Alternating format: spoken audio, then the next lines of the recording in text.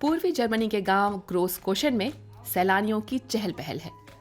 ये बर्लिन से 150 किलोमीटर दूर दक्षिण में है और पोलैंड की सीमा के पास। यहाँ घूमने पहुंचे लोगों के बीच एकहार्ड होइका की किराए की साइकिलों की भारी मांग है। 6 सीट वाली बाइक को आखिरकार मौका मिल गया, पूरे दिन खाली थी। होइका ने 20 साल पहले अपना बिजनेस शुरू किया था। उस समय किसी को यकीन नहीं था कि लाउजिट्स का ये इलाका कभी सैलानियों को आकर्षित कर पाएगा। इलाका कोयला उद्योग के कारण जाना जाता था। ये निर्जन इलाका था। लोग समझते थे कि होइका पागल है।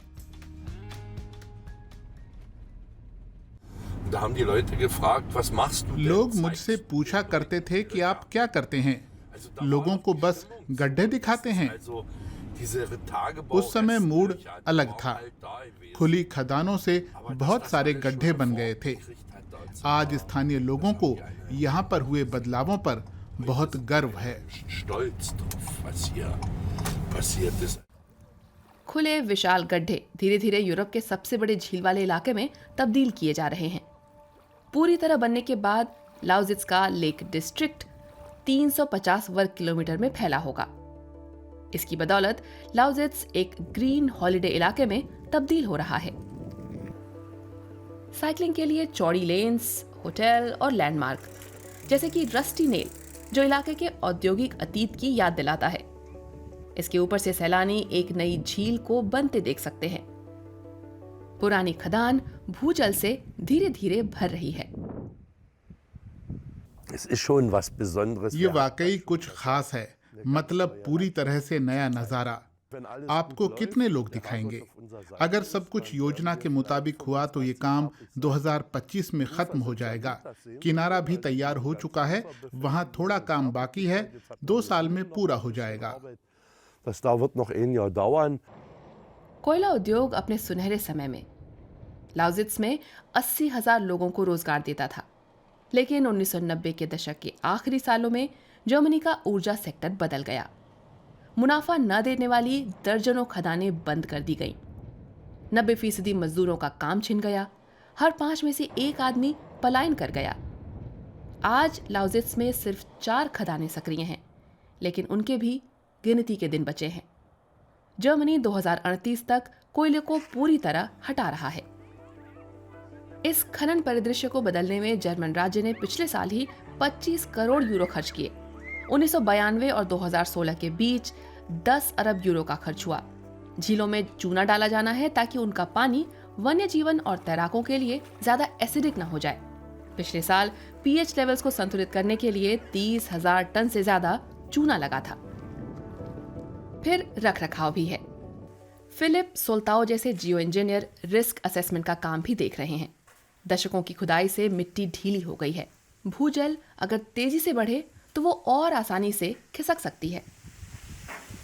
ये विशाल लहर कृत्रिम तौर पर लाई गई थी ताकि जमीनी इलाके ज्यादा असरदार तरीके से खिसकाए जा सकें। नीचे भूस्खलन हो रहा है। ये सारी शक्तियां अचानक लहर पैदा करती हैं। यहाँ नीचे हम देखते हैं कि पेड़ माचिस की तीलियों की तरह बिखरे हुए हैं। वे बहुत शक्ति से काम करते हैं। अधिकारी चाहते हैं कि नियंत्रित परिस्थितियों में ही इस किस्म के भूस्खलन होते रहें। 2010 में यहाँ एक प्राकृतिक भूस्खलन हुआ था, इसीलिए अब यहाँ प्रवेश की मनाही है। उस दौरान कई ट्रक सुनामी जैसी लहर में डूब गए थे। ड्राइवर किसी तरह बच गए। इस काम में पीढ़ियां लगेंगी। बुनियादी निर्माण कार्य के रूप में हमें 30,000 हेक्टेयर की जमीन को सुरक्षित बनाना है। कुछ खास तकनीकें विकसित करनी होगी। मिट्टी को मजबूत बनाने के लिए हम विस्फोटक से उसे सघनता दे रहे हैं, लेकिन इससे सब अस्त व्यस्त नहीं होना चाहिए। लैंडस्केप पहले जो था और अब जो है, बदलाव साफ दिखता है और इस काम को करने की कोई रूपरेखा नहीं है। 30 मिनट की ड्राइव पर है इलाका ग्रीनहाउस। यहाँ जीवों और पौधों की 3,000 प्रजातियों को नया घर मिला है। ये जैव विविधता का ठिकाना बन गया है।